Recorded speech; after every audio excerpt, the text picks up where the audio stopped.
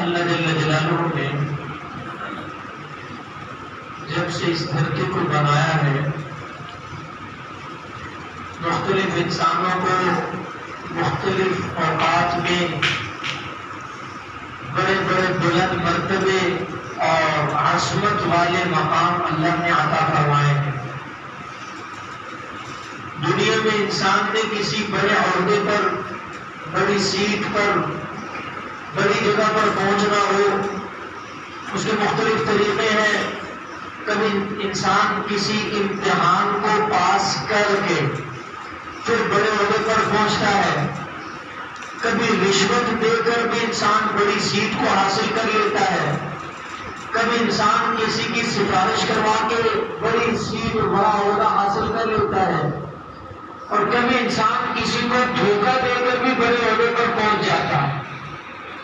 لیکن یاد رکھیے اللہ جل جلالہ کے یہاں ضابطہ یہ ہے کہ وہ انسان اللہ کا انتہائی قرب حاصل کرنا چاہے، اللہ کے یہاں بڑا مقام اور مرتبہ حاصل کرنا چاہے، اللہ کا قریبی بندہ بننا چاہے، اللہ جل جلالہ ایسا کرنے والے انسان کو اتنا زیادہ سخت آزمائشوں اور امتحانات میں سے گزارتے ہیں۔ یہ اللہ کا ضابطہ ہے۔ اسے حدیث میں آتا آپ صلی اللہ علیہ وسلم نے فرمایا سب سے زیادہ اللہ کے راستے میں اللہ کے انتہائی قریبی یعنی انبیاء کو ستایا گیا، اور انبیاء کرام میں سے بھی سب سے زیادہ امام الانبیاء، اشرف الانبیاء، نبی الانبیاء، تاجدار انبیاء، حضور خاتم النبیین، خاتم المرسلین، خاتم المعصومین، شفیع المذنبین، شافع کوثر اور شافع محشر، ساقی کوثر، جناب محمد رسول اللہ صلی اللہ علیہ وسلم کو سب سے زیادہ آزمایا۔ ایک موقع پر فرمایا اگر کبھی دین کے راستے میں چلتے ہوئے، دین پر عمل کرتے ہوئے تمہیں بڑی سے بڑی تکلیف آئے نا تو میری طائف والی تکلیف کو یاد کر لینا، تمہیں اپنی تکلیف ہلکی لگی۔ وہ جب سارا خاندان، سارا قبیلہ، سارا معاشرہ مخالف ہے، اکیلے میرے آقا صلی اللہ علیہ وسلم میں ایک خادم ہے، علاقے میں پہنچتے ہیں، نہ ماننے کا انہوں نے ضد پکڑی ہوئی ہے، پتھر مارے، تھوک پھینکا، لہو لہان جسم مبارک کو کر دیا، کوئی تسلی دینے والا نہیں۔ ہمیں میری اس تکلیف کو یاد کر لیں، تمہیں اپنی تکلیف ہلکی محسوس ہو۔ اسی طرح اللہ جل جلالہ خود دیکھیں، ایک یہ ہے کہ میں آپ کہیں ہم نے بڑا امتحان دیا ہے، اور جی میں نے ACCA کا امتحان پاس کیا ہے، اور جی میں نے فلاں آفیسر بننے کا امتحان پاس کیا۔ ایک یہ کہ میں آپ کہیں، ایک یہ ہے کہ ہمارے استاد کہیں کہ یہ بڑا اچھا ہے، اور ایک یہ ہے کہ وقت کا ولی کہے، کوئی اللہ کا بندہ، اللہ کا نیک ولی کہے یہ واقعی بڑا نیک بندہ، بڑا زبردست ہے۔ اللہ کا نبی کسی کے بارے میں کہہ دے، امام الانبیاء صلی اللہ علیہ وسلم کسی کے بارے میں کہہ دے، حتیٰ کہ اللہ جل جلالہ جو ہم سب کے خالق ہیں، اللہ اگر کسی کے بارے میں کہہ دے کہ میں نے اس سے بڑا ہی آزمایا ہے، فَأَتَمَّهُمْ، یہ ہر آزمائش پر پورا اترے ہیں۔ یہ صرف اور صرف پوری تاریخ انسانی میں میرے آقا صلی اللہ علیہ وسلم کے بعد اللہ نے اگر کسی کے لیے لفظ بولا ہے تو وہ جناب ابراہیم علیہ السلام۔ آنے والا مہینہ ذی الحجہ کا ہمیں ابراہیم علیہ السلام کی قربانیوں کی یاد دلاتے ہوئے ہمارے لیے سینکڑوں سبق چھوڑ جاتا ہے، ہمیں سینکڑوں سبق سکھاتا ہے، ہمیں زندگی گزارنے کا طریقہ سکھاتا ہے۔ اگلی بات کہہ دوں، سارا ذی الحجہ کا مہینہ، قربانی کا فلسفہ، حج کا فلسفہ، یہ ساری چیزوں کو آپ پکڑ لیجیے، ساری چیزوں کا خلاصہ صرف ایک ہے کہ بندے کو بندہ بن کے رہنا چاہیے، انسان کو اپنی اوقات نہیں بھولنی چاہیے۔ خالق نے جو حکم دیا انسان ہر حال میں اسے ماننے کے لیے تیار ہے، اصل بندگی ہے۔ بندگی صرف یہ نہیں ہے کہ آپ 5 وقت آئے اور حاضری لگائی اور چلے گئے، بندگی 24 گھنٹے کی ہوتی ہے، بندگی ہر لمحے کی ہوتی ہے۔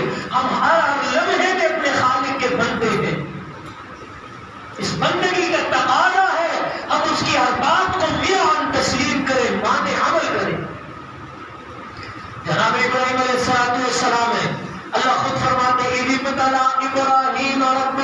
کلمات فأتمہن.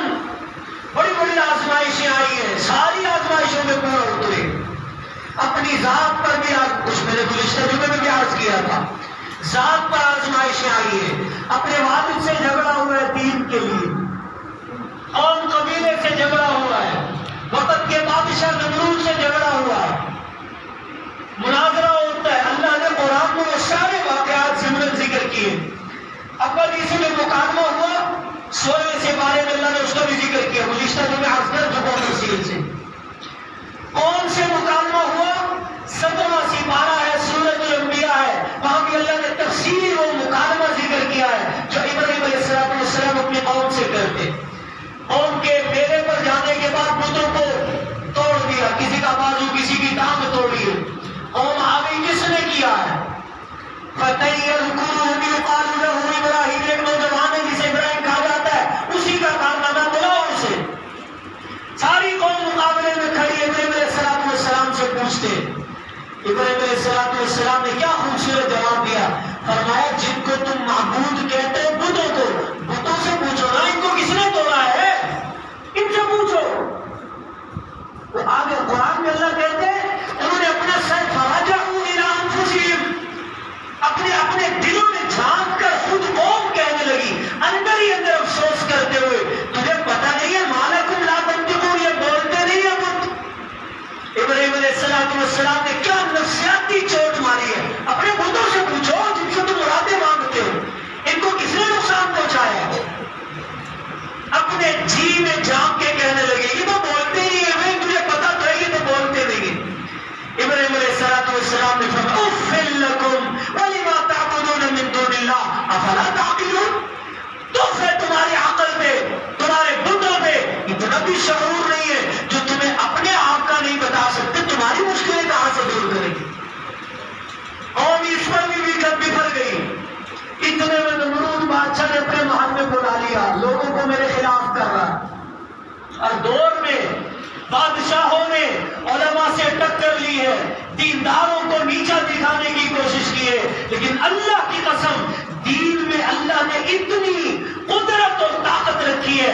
وقت کے فرعون بادشاہ نمرود جتنا مٹانے کی کوشش کرتے تھے یہ دین اتنا ابھرتا چلا جاتا. خود مٹ گئے مٹانے والے، دین آج بھی باقی ہے، قیامت تک باقی رہے. آج بھی اگر میرے حضور کی کوئی گستاخی کی کوشش کرے گا خود نیست و نابود ہو جائے گا. حضور کی ذات باقی ہے، قیامت تک ان سے عزت اور ان کی حفاظت کرنے والے باقی رہے. اللہ کا ضابطہ ہے. بہرحال نمرود سے مکالمہ ہوتا ہے. سب سے بڑی آزمائش علماء نے لکھی ہے کیا ہے؟ ابراہیم علیہ السلام نمرود کے مقابلے میں بات چیت ہو رہی ہے. تیسرا سپارہ ہے، دوسرا صفحہ ہے. الم تر الی الذی حاج ابراہیم فی ربہ، کیا آپ تک بات پہنچی ہے؟ نمرود ابراہیم علیہ السلام سے ان کے رب کے بارے میں جھگڑ رہا تھا. کہتا رب تیرا کون ہے؟ ابراہیم علیہ السلام نے فرمایا میرا رب وہ ہے جو یحیی و یمیت، زندہ بھی کرتا ہے مارتا بھی ہے. نمرود کہنے لگا اچھا یہ میں بھی کرتا ہوں. جلاد کو بلایا، سڑک سے گزرنے والے ایک بندے کو پکڑ کے بلایا اور فرمایا کہنے لگا اس کو قتل کر دو، میں نے مار دیا ہے. جیل سے ایک بندہ جسے پھانسی کی سزا ہوئی تھی اسے بلا کے کہنے لگا جب میں نے تجھے آزاد کر دی. عقل کا اتنا اندر تھا سمجھ نہیں آئی زندگی اور موت کس چیز کا نام. ابراہیم علیہ السلام سمجھ گئے، اس کو سمجھ نہیں آ رہی. بڑی موٹی سی دلیل دی. فرمانے لگے میرا رب وہ ہے جو آسمان کے اوپر مشرق کی جانب سے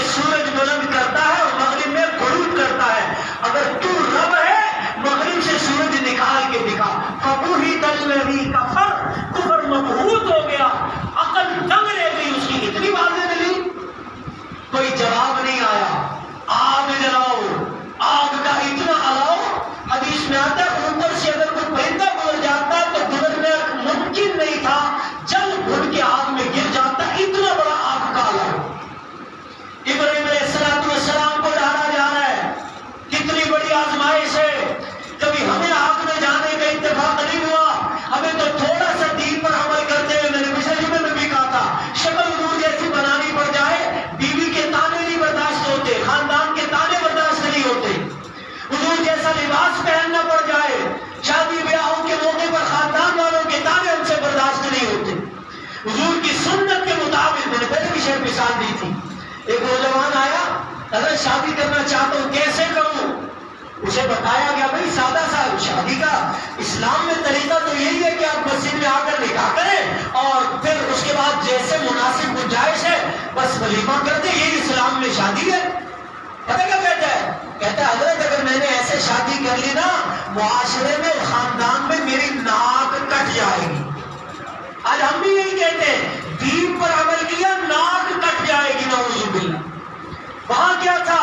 قبیلہ مقابلے پر آ رہے چھوڑ دیا, باپ مقابلے پر آ رہے چھوڑ دیا, نمرود جیسا بادشاہ مقابلے پر ہے چھوڑ دیا.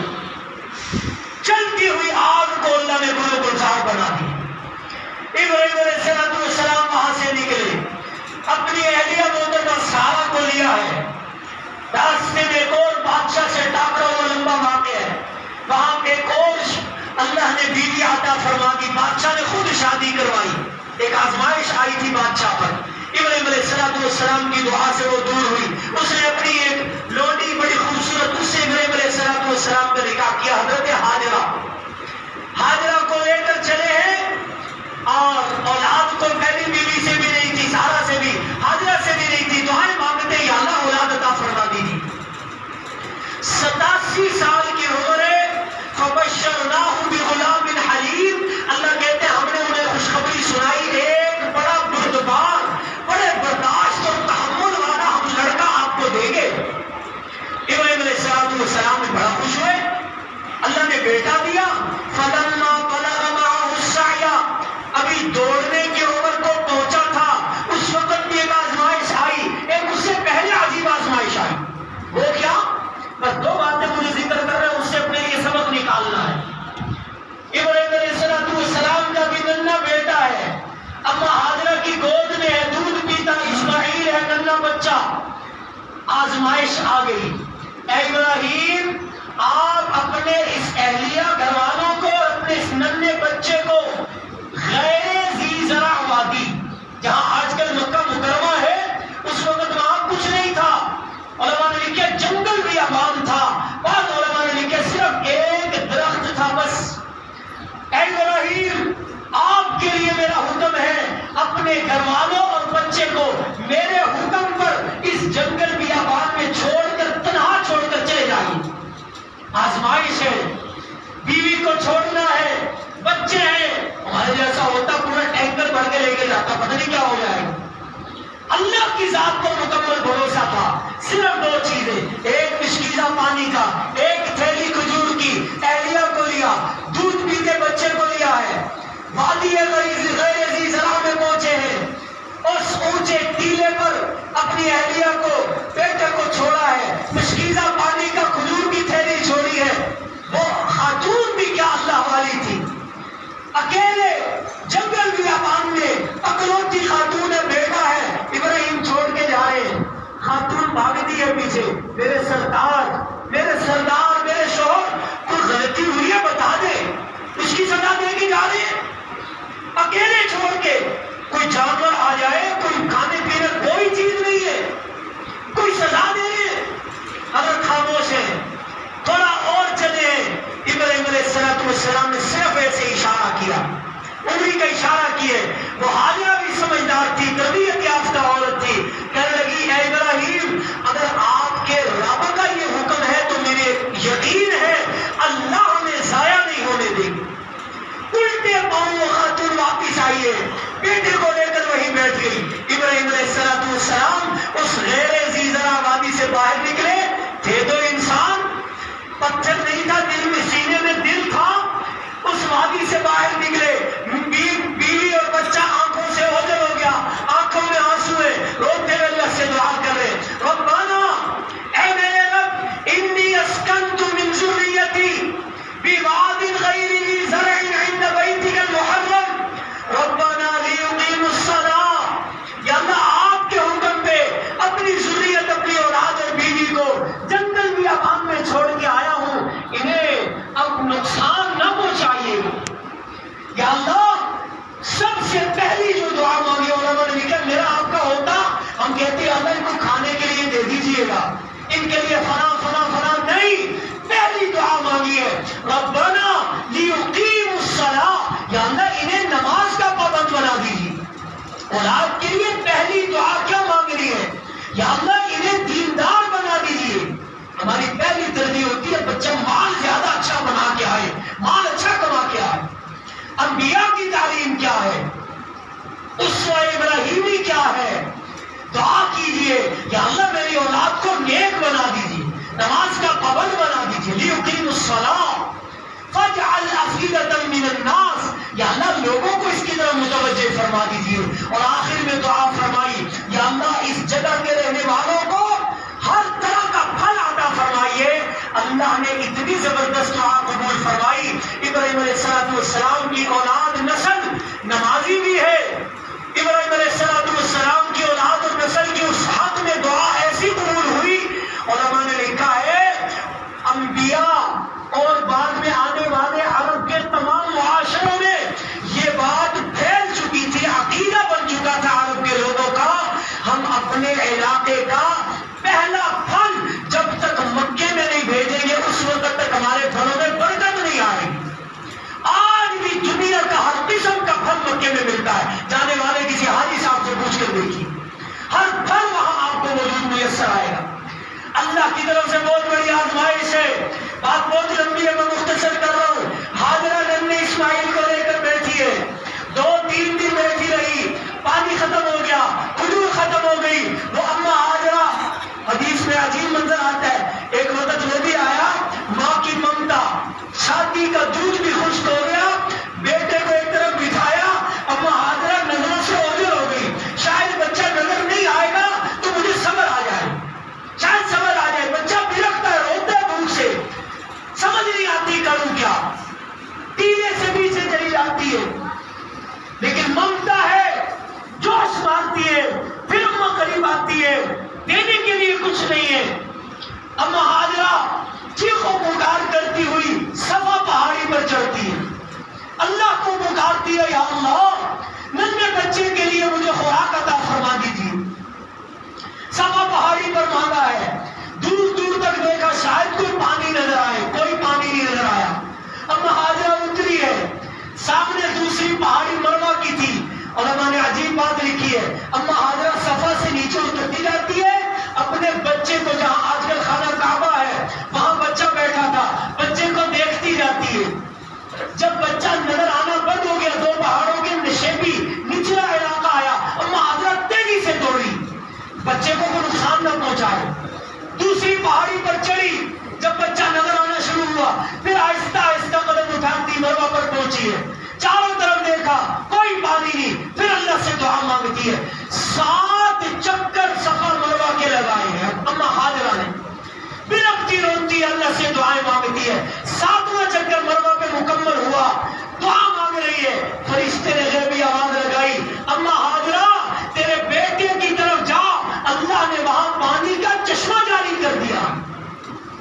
اما ہاجرہ خوشی سے روتی ہوئی بیٹے کے پاس آتی ہے، پاؤں کی ایڑیاں رگڑ رگڑ کے اس بچے کی پاؤں کی ایڑی کے پاس زمزم کا چشمہ چل رہا ہے. اما ہاجرہ آگے کہتی ہے زمزم ٹھہر جا ٹھہر جا. یہ زمزم کا معنی عربی میں ٹھہرنے کے لیے آتا ہے. حدیث میں آتا ہے میرے آقا صلی اللہ علیہ وسلم نے فرمایا اگر اس وقت اما ہاجرہ زمزم نہ کہتی تو ساری وادی اس پانی سے بھر جاتی. اللہ کی قدرت، اما ہاجرہ کا تڑپنا، بچے کا رونا بلکنا اللہ کو اتنا پسند آیا، آج تک وہ کنواں جاری ہے. اور آخری بات اس کنویں کی عرض کروں، انشاءاللہ اس ہفتے میں مجھے بھی حج کے لیے جانا ہے. دعا فرمائیے اللہ حفاظت سے لے جائے، اللہ ہم سب کو حاضری نصیب فرمائے وہاں کی. آئندہ جمعہ انشاءاللہ میں یہاں نہیں ہوں گا، اللہ جل جلالہ ہمیں وہاں کی مبارک حاضری بار بار نصیب فرمائے. اور میں نے عجیب بات لکھی حدیث سنا اس بارے میں. میرا آقا صلی اللہ علیہ وسلم تشریف فرما ہے، صحابہ بیٹھے ہیں، پانی کا پیالہ منگوایا، پانی آیا ہے. میرے آقا صلی اللہ علیہ وسلم نے پانی پیا. پانی پینے کے بعد تمام صحابہ مشتاق ہیں، شاید بچا ہوا پانی مجھے دیں گے، شاید مجھے ملے گا. حضور نے ابن عباس رضی اللہ عنہ کو بلایا، اپنے چچا زاد بھائی کو بلا کے فرمانے لگے اے ابن عباس یہ میرا بچا ہوا پانی لے جائیں اور زمزم کے کنویں میں ڈال دیں تاکہ قیامت تک آنے والے میرے امتی صرف زمزم نہیں بلکہ اپنے نبی کا جھوٹا پانی بھی پیے. زمزم پیتے ہوئے حضور کی یاد بھی دل میں لایا کیجیے. اللہ کرے ان واقعات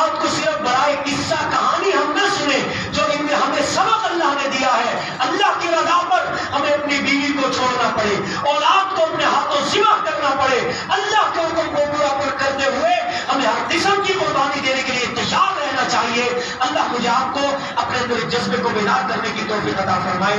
وآخر دعوانا الحمدللہ رب العالمین۔